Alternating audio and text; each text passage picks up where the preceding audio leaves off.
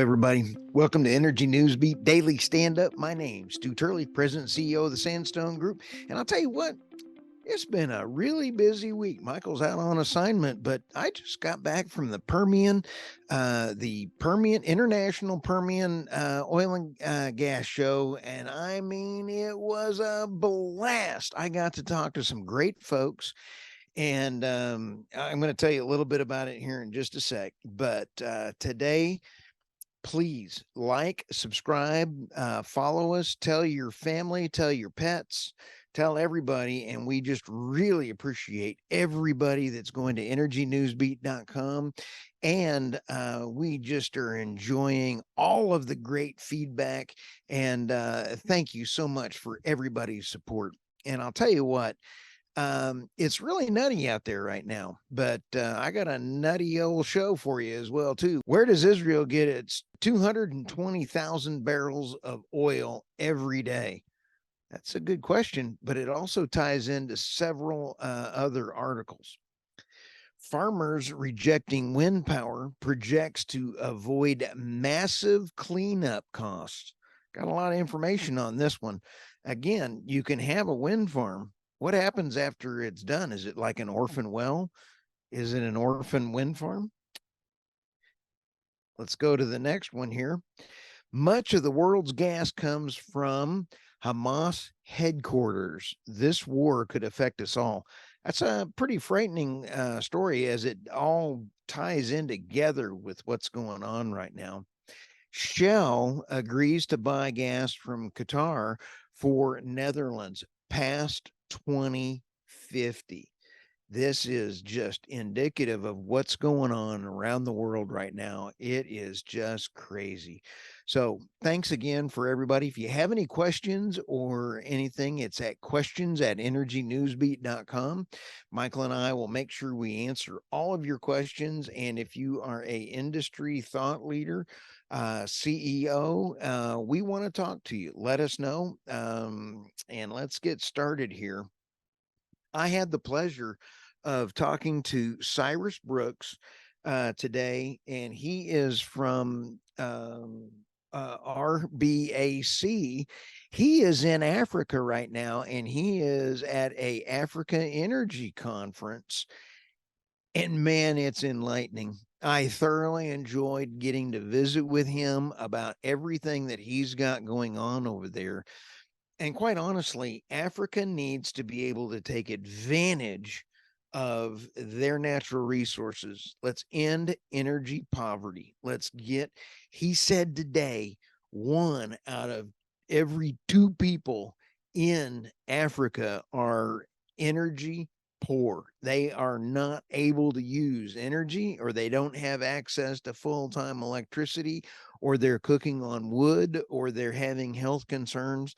This is a crisis. Anyway, this story, farmers rejecting wind power projects to avoid massive cleanup costs, kind of also ties into that in Africa.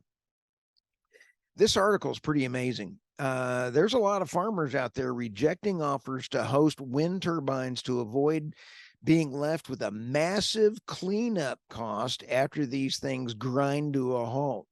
At first blush, being paid an annual license fee of 10 to 25,000 per turbine sounds very, very good.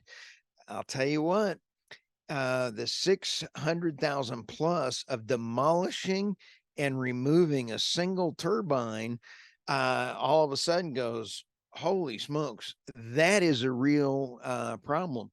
Who's going to pay that at the end of the 25-year contract?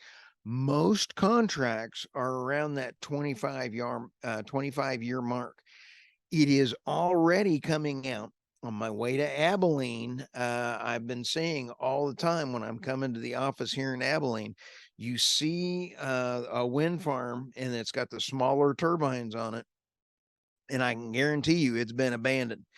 It just sits there, and all the blades are coming off of it, and it's sitting there, and it's no longer fiscally capable of sustaining itself. And the electrical companies are not able to go out and increase rates, so they just sit there. Who's going to pay for those orphaned wind farms? This is despicable because it's not even planned. Everybody thought, oh, wind farms are going to last 30 years. I've been talking about this on the podcast a long time. Without tax subsidies, they're not fiscally responsible from day one.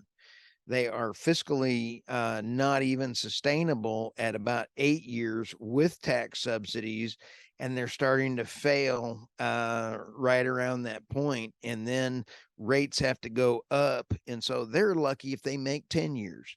So with that, if anybody has any different information on that, please contact me. So when you take a look at the rest of this story, the Vestastar wind farm project rejected by the landowners, and rightfully so. Now, when you take a look at what Cyrus and I talked about in Africa, they're concerned that these wind farms are going to come in, and it's even worse than that. It's because they're getting loans from the World Financial Bank, and they sit back and they're higher interest rates, renewable only, and then who is going to clean these things up? It's not in the contract. So that's a huge problem. So anyway, let's go to the next story. Much of the world's gas comes from Hamas headquarters. This war could affect us all. The headquarters for Hamas is Qatar. And so this is really a gigantic problem. And the next story that we're going to talk about, Shell agrees to buy gas from Qatar for the Netherlands past 2050. So long-term contracts are really coming into play. Let me give you a couple quotes out of this article. Qatar's strong ties to both Hamas and Iran give rise to concerns as it could become entangled in the response by Israel and to the U.S. To the terror attacks. Qatar's tie to Iran were a factor in agreement between the U.S. and Iran to pick Doha banks as repositories for the $6 billion funds released to Iran's government by the Biden administration. Wow. So when you sit back and take a look, the $6.6 billion did become a flashpoint. Why did we release it? That one we're going to just not really go into that here on this one, but when you sit back and take U.S. Secretary Anthony Blinken did not overtly confirm, but he did claim none of the funds have now gone to Qatar, have actually been spent or accessed in any way. Every single dime of that money is still sitting in the Qatari bank. Not a dime has been spent.